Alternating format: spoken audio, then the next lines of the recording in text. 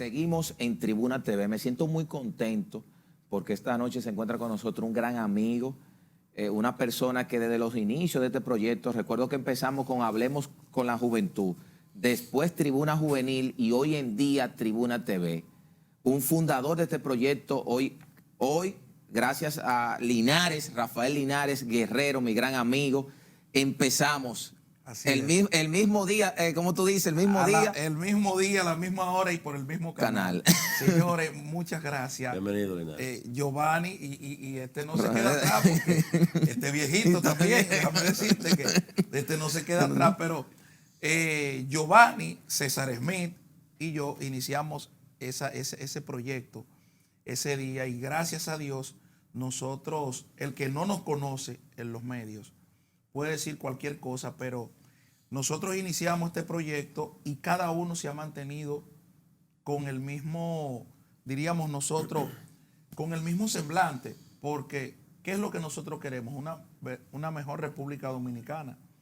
Nadie nos puede ubicar en ningún grupo, como hay otros grupos chantajistas aquí, porque hay de todo, gente que te acaba en los medios para irse a cuadrar con el otro, y eso no existe entre nosotros. Y gracias a Dios, Giovanni, que tú has despertado un público, porque este programa, sin lugar a dudas, este es un gran programa que lo ve mucha gente, y estamos aquí como para conversar con ustedes, porque no me siento invitado, sino de la parte de la familia. Claro, bueno, yo iniciaría, Linares, Giovanni tiró las sociales porque tiene miedo, parece. Pero yo iniciaría preguntando, de estos casos que estamos viendo, desde Figueroa para acá, vamos a decir así, o de Quirino, vamos a decir, de Quirino para acá, porque lo de Florian ya son cosas del siglo pasado, vamos a decir así. Entonces, de Quirino para acá, ¿cuál es el caso ahora mismo de mayor notoriedad? Vamos a decirlo así. Mira, si tú te distancias de la hipocresía de la autoridad, tendríamos que evaluarlo uno a uno. Tú decías, Florian es parte de la historia, pero ahí está César Emilio Peralta, que era un empleado de Florian. Ciertamente, comenzó con él. O sea, no es parte de la historia, es la continuación de una estructura, podríamos decir mafiosa, que la inició Florian en su momento y que César era empleado de esa red. Mira, yo siempre he dicho, en la República Dominicana funcionan grandes redes, ni siquiera cárteles, porque el cártel tiene que cumplir unos requisitos: siembra, producción, distribución, lavado de dinero, y esas cosas. Aquí nosotros, los dominicanos, o como país, lo que somos es puentes y distribuidores y lavadores, porque hay que establecerlo claro. O sea, las redes dominicanas, ¿qué es Quirino? Un transportador de droga, compra droga, transporta droga y envía droga. ¿Qué es Figueroa Agosto? Llega a la República Dominicana a hacer lo mismo.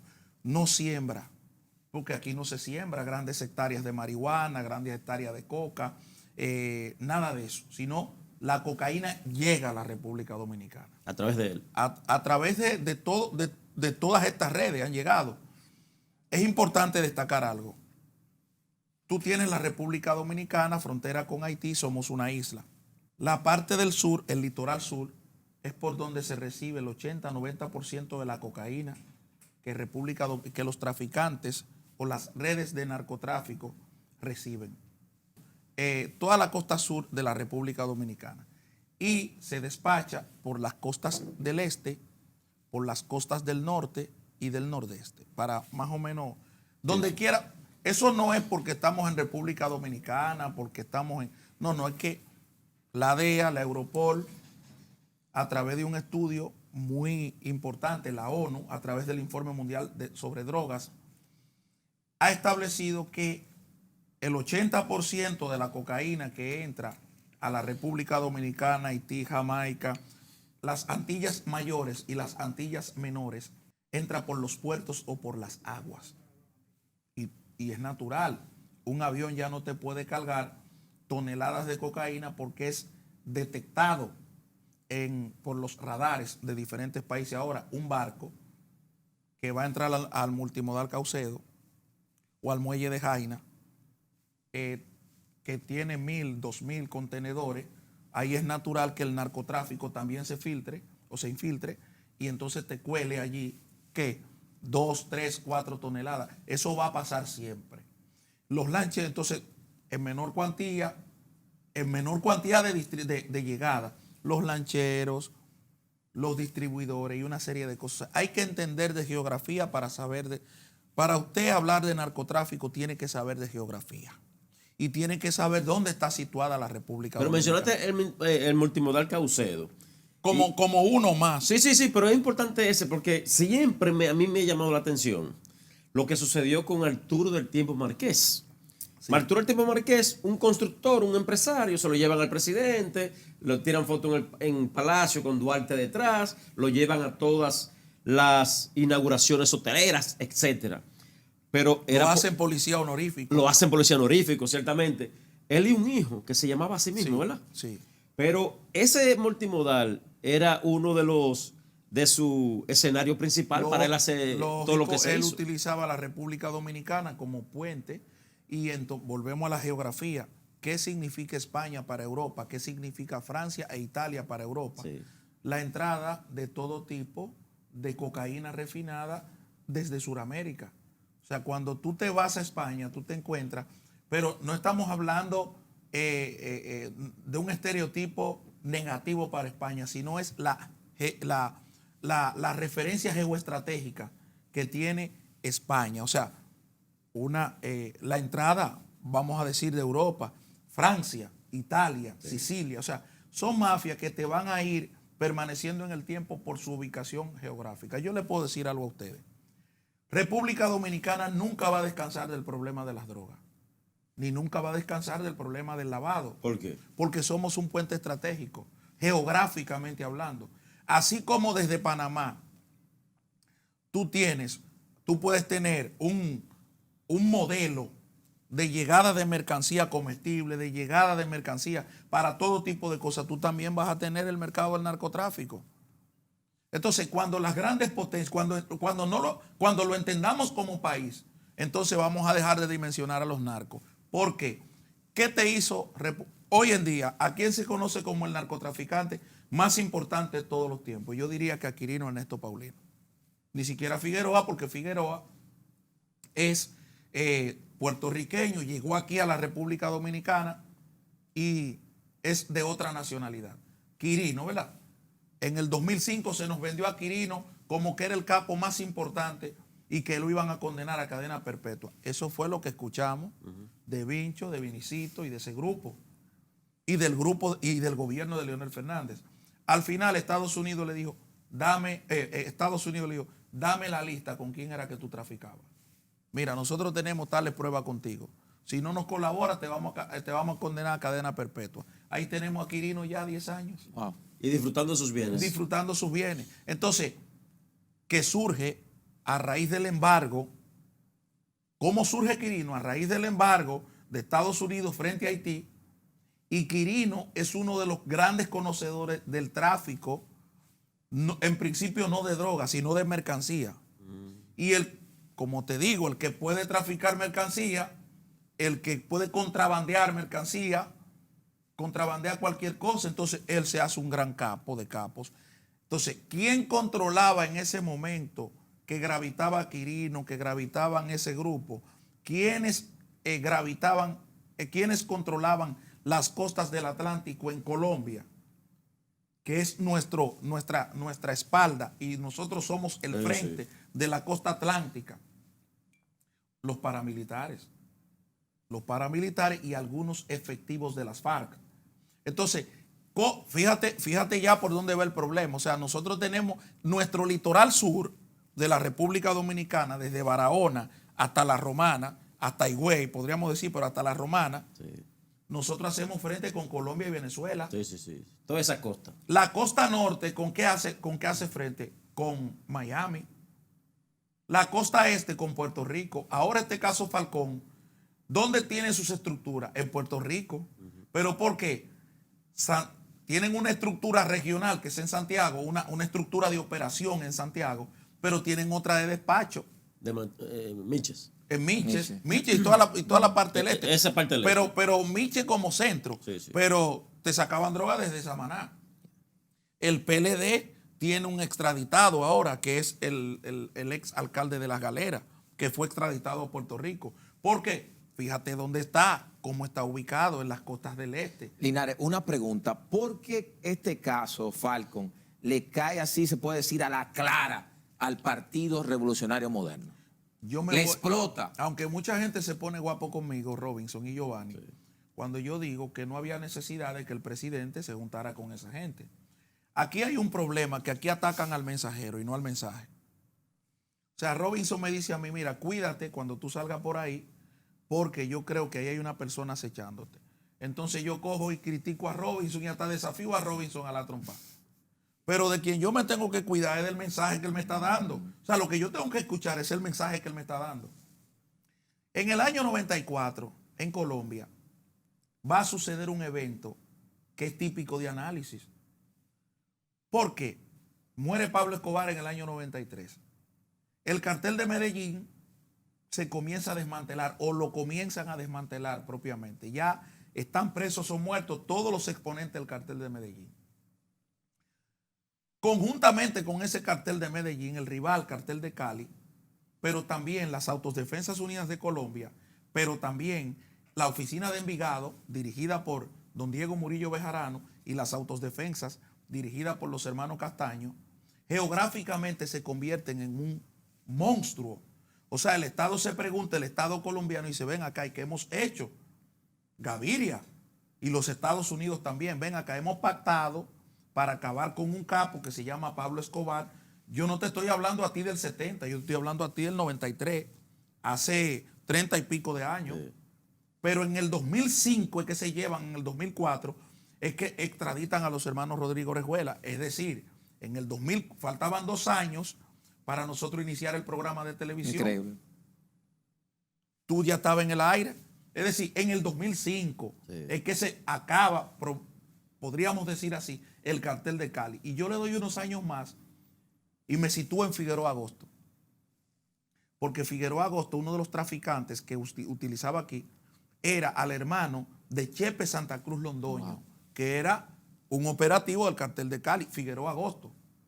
¿Y él vivió aquí? Y él vivió aquí y se apresó aquí y se extraditó a los Estados Unidos por cargo. O sea, vino del cartel de Cali a trabajar en República Dominicana. Mira por dónde vamos. Eso fue ahorita, en el 2008. No hacen 14, 15 años.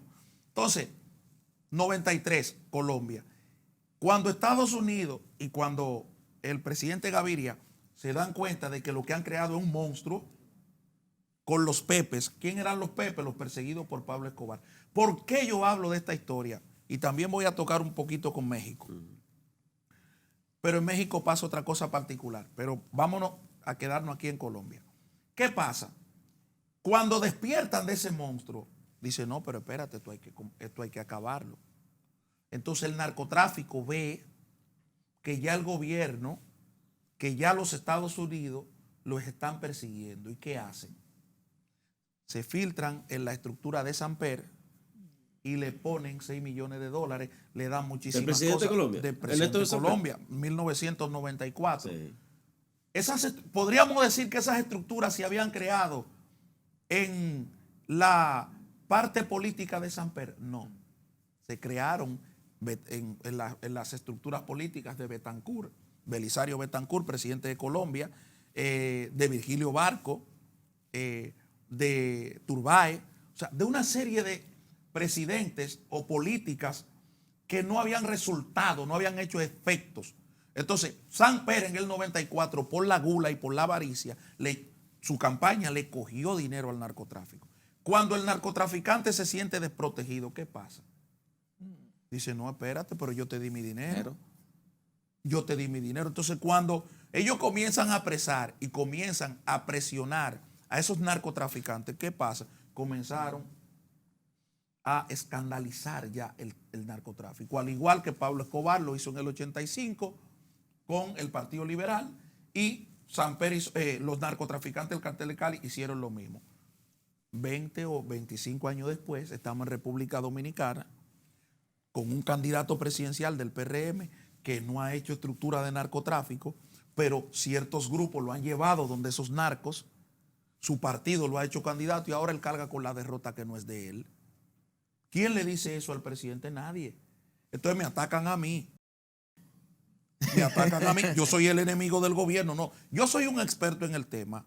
Yo tengo más de 15 años estudiando el tema. De arriba abajo me lo conozco. Pero eso se le alertó al presidente. Pero ¿y cómo tú vas a Samaná, a Miche, por ejemplo, y te juntas con Juan Maldonado? Dios. Y hay una estructura que dice que se le está dando seguimiento del 2012.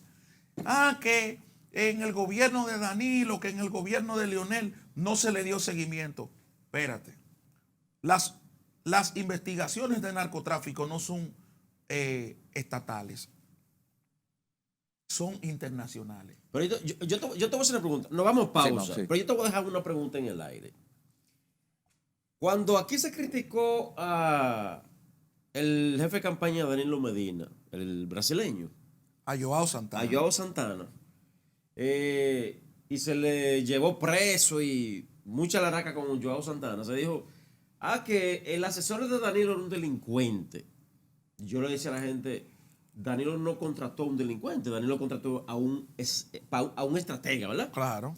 En el caso de Luis y esas personas, me refiero al presidente de la República de ahora, en el caso de ellos, ¿al presidente lo juntaban con un narcotraficante o era una persona que iba a invertir en la campaña? No, ¿O lo sabían quienes lo juntaban con el presidente? Lo que pasa es que ya esto es más grave.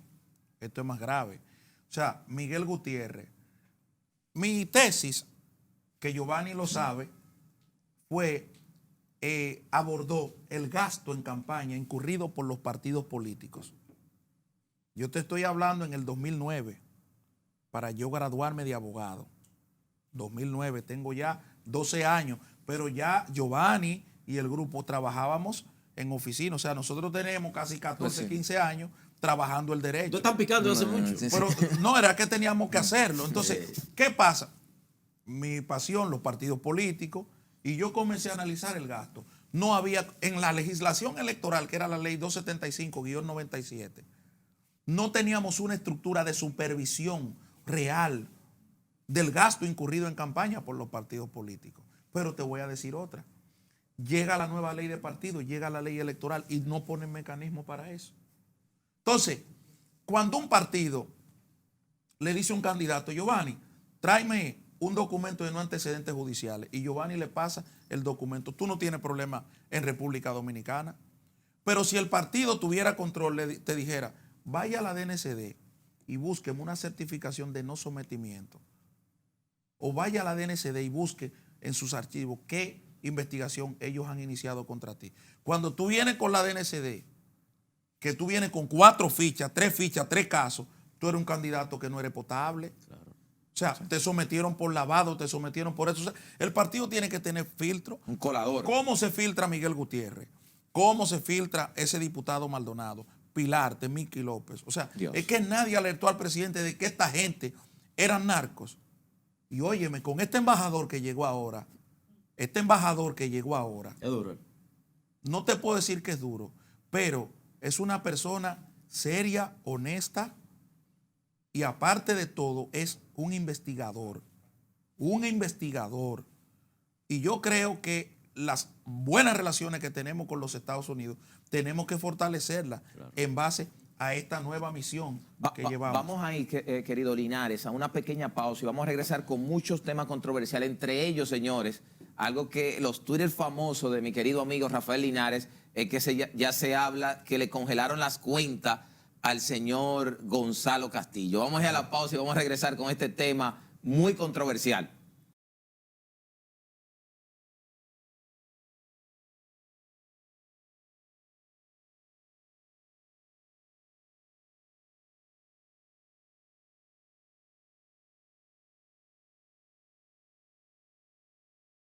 Seguimos en Tribuna TV. Linares, el gobierno tiene que hacer algo porque ahora mismo este tema de narcotráfico que está empañando la obra de gobierno de Luis Abinader, y me decía un amigo, Giovanni, por el que le coge dinero a un narcotraficante y después quiere decir llévenselo, o qué me importa, tiene consecuencias. Mira, el presidente hondureño, Juan Orlando Hernández, tiene un hermano preso. ¿Por qué tiene un hermano preso?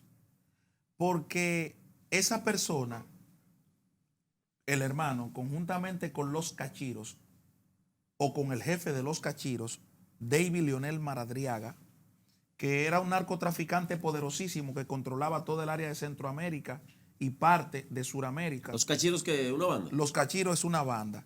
Okay. Son una banda. Se lo llevan extraditado a los Estados Unidos y logran extraditar al hermano de Juan Orlando Hernández.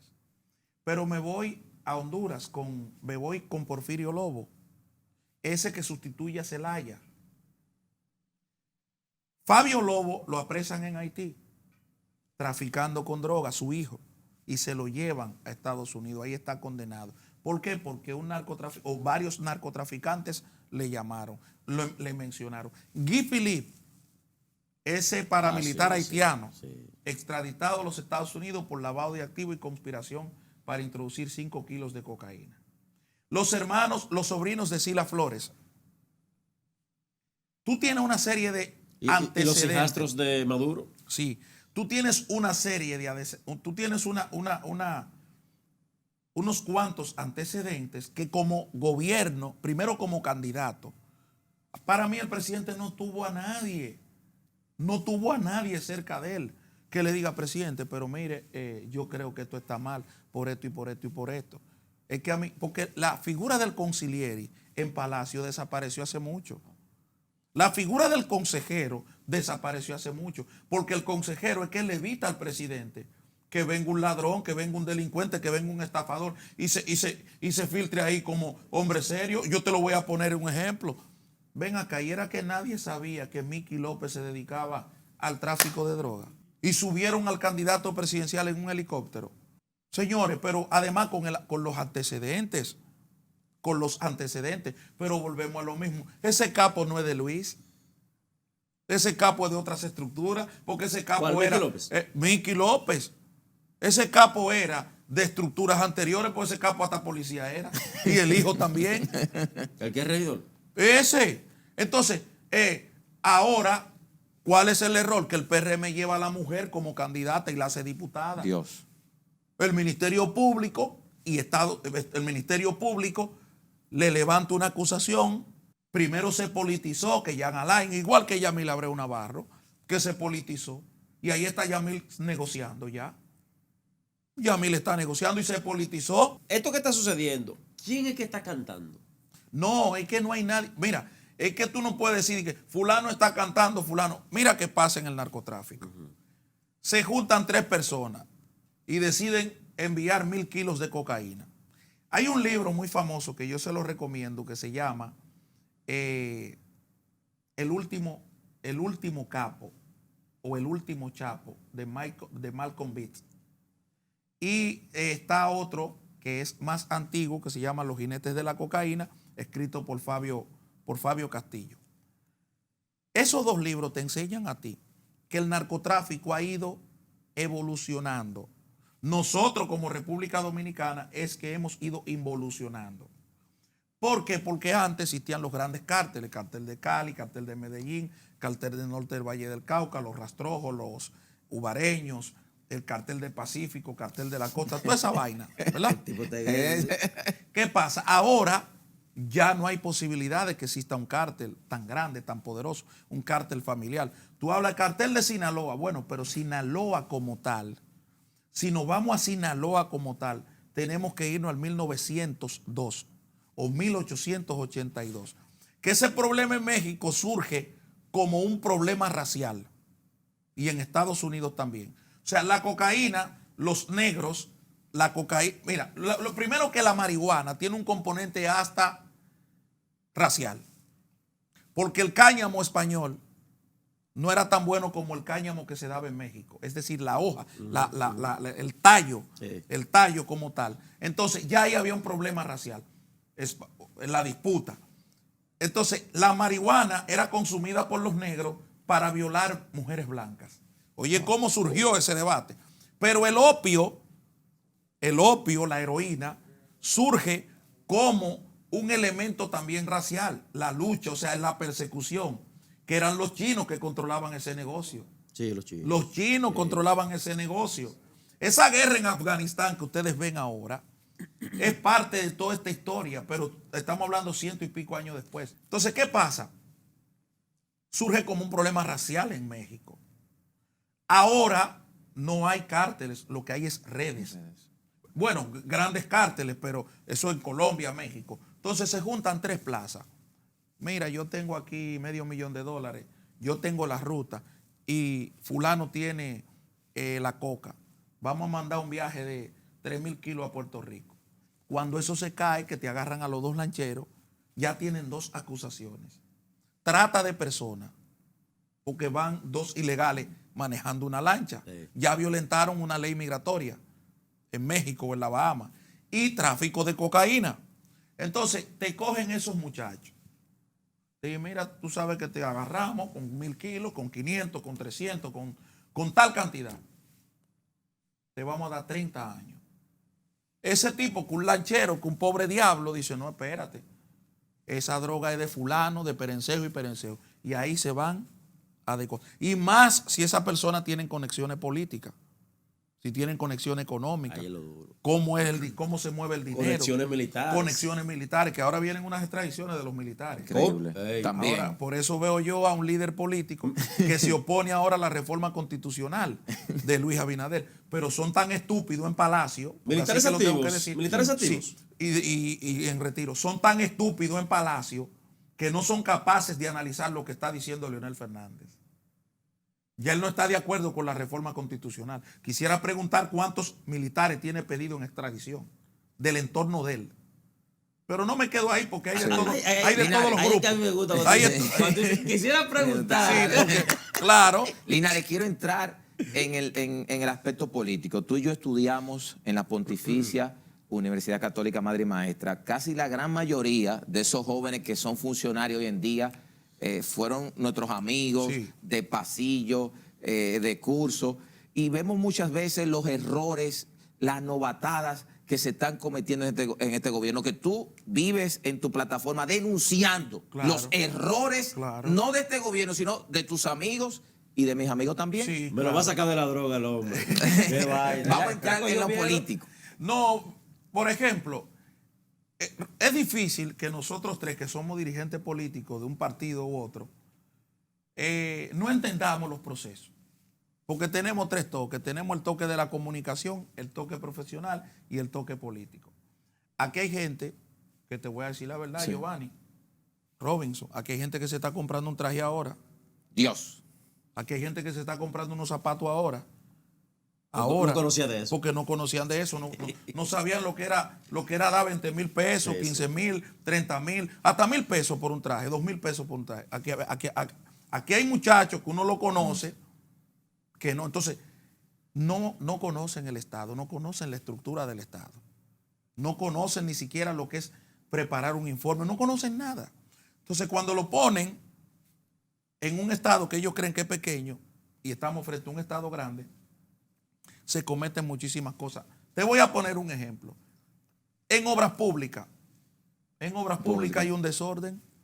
70 millones de pesos en robo de equipo y transporte. Dios. Ahí está la fiscalía. ¿Por qué? Porque volvemos a lo mismo. ¿En obras públicas ahora? En obras Ahora. públicas, en este Ministerio de Obras Públicas. Yo hice esa denuncia. ¿Y Y qué en los consiste próximos días, bueno, se han perdido unos equipos pesados. ¿Por qué? Porque no conocen el Estado. Roban goma, roban repuestas, roban un gato, se roban un galón de aceite. ¿Tú entiendes? Entonces, eso debilita una administración como la de Deline. Pero te voy a decir otra. Las estructuras de suplidores las creó el PLD. Pero no para mal de nadie. Te voy a poner un ejemplo de nosotros los comunicadores. Hace ya 8 o 9 años que nosotros hacíamos una carta, una persona nos ponía 100,000 pesos mensual para un anuncio y nosotros le dábamos una factura 2006 por ahí. Pero cuando surgen los comprobantes fiscales, ya nosotros tenemos que darla con comprobante fiscal, ya la tenemos que tener registrada nuestra compañía como proveedor del Estado. Debemos tener impuestos una al día, certificación todos. de impuestos. O sea, entonces ya no es tan fácil. Entonces ya el Estado cambió. Pero nosotros hicimos o nos obligaron a hacer un crossover. Entonces, esa estructura de suplidores, esa estructura legal, la creó el gobierno de Leonel y la continuó el gobierno de Danilo. Esta gente llegan. ¿Y cómo tú le pides 1.500.000 pesos a un suplidor? Abusador. Y que por una inauguración que va a hacer el presidente de la República, que va a estar junto a Deligne para el tema protocolo. Pero ¿y dónde sale eso? Tiene que dar 1.500.000, tiene que dar 3 millones de pesos. A un suplidor. A un suplidor. Ahí está el suplidor dado al diablo. Y denunciando y hablando de todo. Y grabando y marcó los cuartos. Y todo eso va a salir ahora. Dios. Pero volvemos a lo mismo. ¿Tú conoces a alguien que le ha pasado eso? Sí, yo lo conozco. Yo tengo un caso, incluso, y lo voy a llevar al PEPCA. Pero nos atacan a nosotros, que tenemos el mensaje. O sea, no miran el mensaje. Déjame ver qué es lo que está pasando. No, al mensajero. Y entonces aquí hay una putrefacción en todos los ¿Y sentidos. qué tú vas a llevar al PEPCA? Bueno, la solicitud de investigación de todo ese proceso, a ver qué es lo que pasa ahí. Me han dicho que la fiscalía está ahí, con la encargada de compra. Otro desorden en agricultura. Y tú sabes lo que tú ir a una posilga, no ponerte granja, a una posilga. Y una señorita, una señora, un viejito que tiene 30 puercos ahí, y tú saltarle al hombre, mire, le vamos a poner 35 puercos ahí para que usted firme el cheque. Pero tú un sucio, usted lo que un sucio, y discúlpeme, y la gente sí. ¿Tú me entiendes? Porque es que, o sea, no conocen el Estado. Dios. No conocen el Estado, no tienen una estructura. Entonces, para tapar todo este desorden, ahora hay que trancar PLDistas. Porque Vamos a ir, Linares, a una pausa, la última pausa, y vamos a regresar con estas declaraciones controversiales de nuestro querido amigo Rafael Linares. Adelante, director.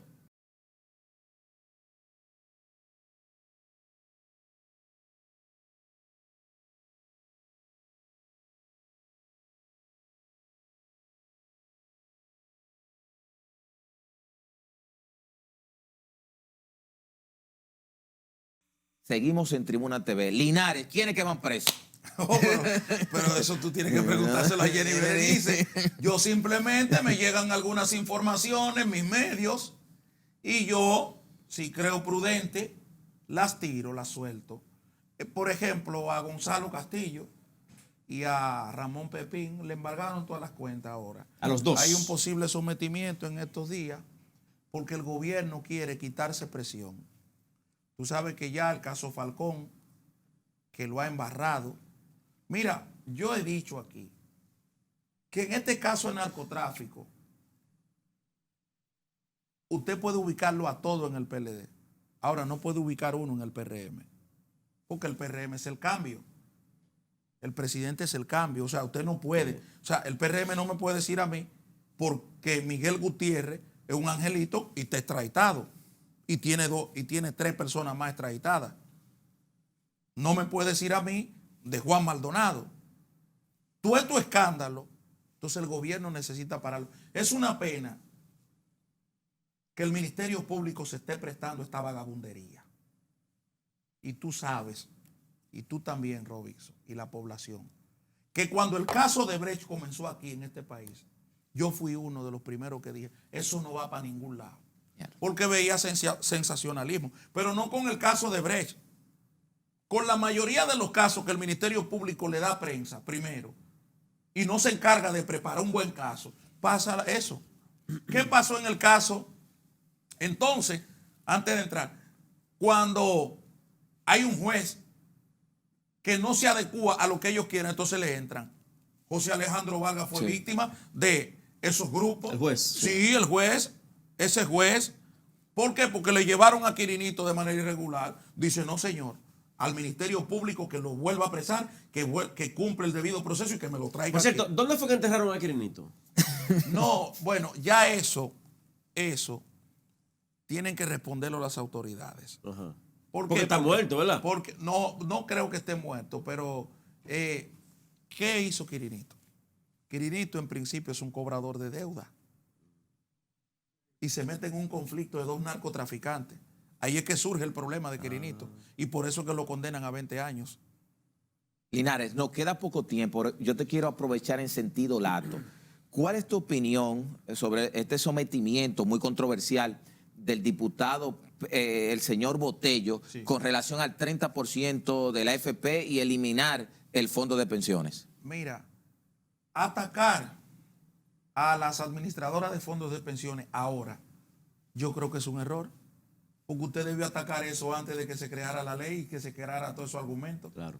O sea, era argumentando en el Congreso. Entonces, Botello lo que es un fantoche, un tipo sin criterio, porque vámonos, retiran el 30%, ¿qué va a crear eso a la economía? Estamos preparados para lo que puede representar el retiro del 30% de las administradores de fondos de pensiones. Estamos conscientes, estamos preparados para lo que va a pasar aquí económicamente. Pero óyeme, Luis no termina los 4 años. Luis no termina. Y oye, yo soy un opositor de Luis Abinader. Pero si retiran ese 30%, el país, óyeme, pero si estamos en un 70% del Producto Interno Bruto. Un descalabro para la economía. Entonces, tú puedes reclamar una cosa con derecho. Pero ¿cómo yo le creo a un tipo que se rompe la camisa? Tíreme la foto, oigan, la foto. Y salí bien. O sea, en el desmayo. En el desmayo, es un payaso. Ese no me representa a mí, ni representa a la población dominicana. Pero aquí hay gente que tú le dices que la moringa sirve para el coronavirus, o el mango, la mate mango sirve para el coronavirus, y no queda una mate mango en el país, porque aquí hay gente así. Entonces, gente como Botello salen y tienen un grupo de gente del 30%, pero ¿qué representará eso para la economía dominicana? Entonces, un señor sin concepto, que no te puede conceptualizar nada, tú te sientes y tú le dices, ven acá, háblame del Producto Interno Bruto, cómo funciona.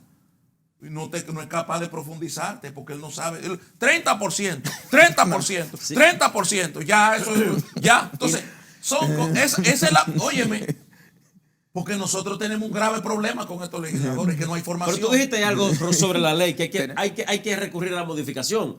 Porque el espíritu de la ley habla bien clara que es para cuando usted finalice su vida productiva. Sí, pero lo que te digo es que antes de la creación, como fuente de producción del derecho, fuente de producción del derecho, es decir, en la discusión de la sociedad, en la ley, vamos a aplicarla, los legisladores, vamos a hacer una ley. Entonces ahí se debió discutir todo eso.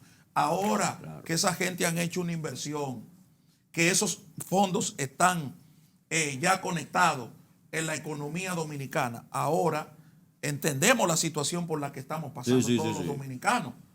Pero yo te voy a poner un ejemplo. Queremos el 30%. ¿Qué está pasando Chile hoy, que acaba de dar un 20% de esos fondos? ¿Qué está pasando Chile hoy? Y Chile, comparado con República Dominicana en temas institucionales, es una lumbrera. Muy organizado. Muy organizado. Ahora imagínate tú aquí, que tenemos el 70% del Producto Interno Bruto comprometido en deuda. Imagínate que soltemos ese 30% de las administradoras de fondos de pensiones. Linares, tenemos que despedirnos. Te doy las gracias de corazón. Yo quisiera seguir. Más con mi adelante. hermano. Pero al final hay que seguir invitándolo porque faltó, lamentablemente el tiempo se fue, pero faltó la ley de extinción de dominio. Sí, muy importante. Que hay un choque ahí en el Congreso, precisamente por los intereses que hay ahí de 2 o 3. Ok, darle las gracias a los amables televidentes por su sintonía. Estuvieron con ustedes Robinson Galvez y quien les habla, Giovanni Morillo. Será hasta una próxima entrega.